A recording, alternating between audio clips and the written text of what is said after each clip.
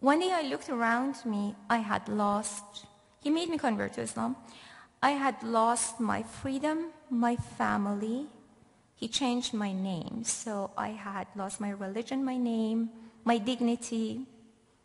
What else is left? Nothing. So this man took me on short leaves of absence to visit his family, and I expected his mom to be the evil stepmother from Cinderella and to torment me more. But this little woman opened the door, and all the food in her fridge landed on the table in front of me, and she said, "Eat, I beg you to eat." And she was kind, and she was human, and she wasn't being mean to me at all. And it was shocking. And then she told me that my tortured husband had been a political prisoner in a Wien prison for 3 years during the time of the Shah and had been tortured much more than I had been. It changed everything. Up to that point, I had figured things out. I mean, the world was good and evil, good on one side, evil on the other, with a clean line between them, and I was good and he was evil. It didn't take a rocket scientist to figure it out. And then suddenly, what? He was a torture victim? That meant that we had more in common than I wanted to admit.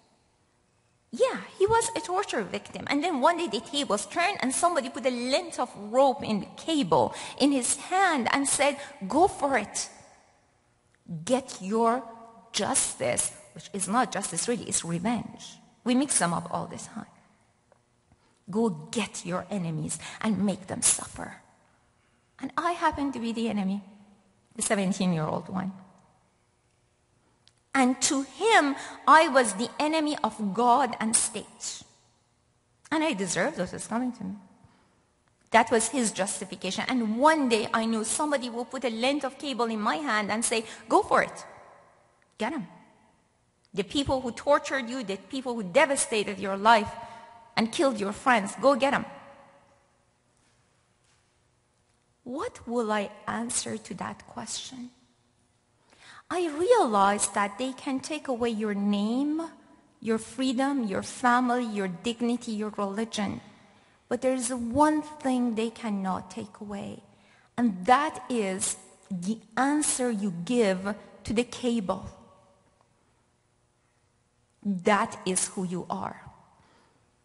I decided that when the day comes, I will put it down and I will say, no. Because throughout history, the torturer has become the victim, and the victim the torturer, the victim. We can't even tell who's who anymore. The only way to fight this devastating cycle that is making the world burn right now out of control is for someone to stop and look at this dragon of evil straight in the eye and say, "No, I won't do what you tell me."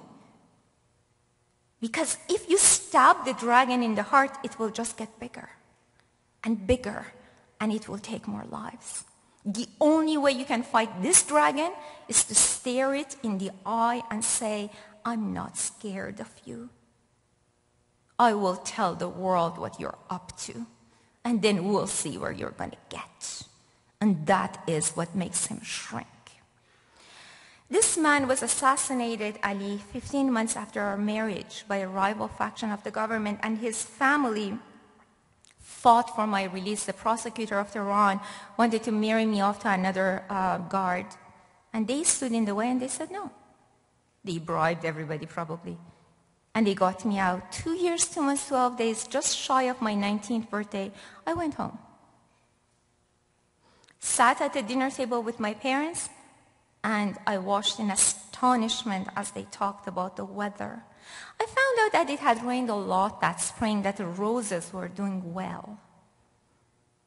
I looked at my mom and dad and at my boyfriend, and I thought, you know what? Yeah, you're right. Nothing happened. It's all good.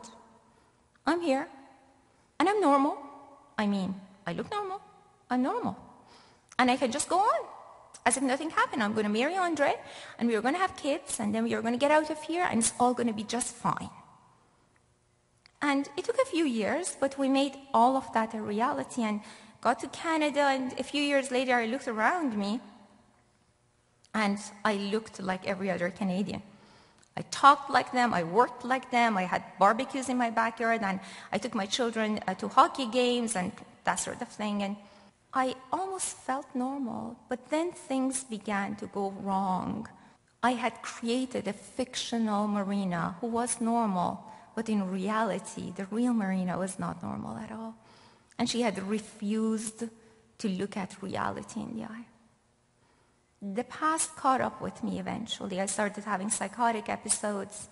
They call it post-traumatic stress disorder. Post-traumatic stress disorder is not something that can be cured, unlike popular belief. You learn to manage it. You learn to balance it out. And the only way to really balance it out is to stand up to it, to look at it, and to look at the world, and to be who you really are.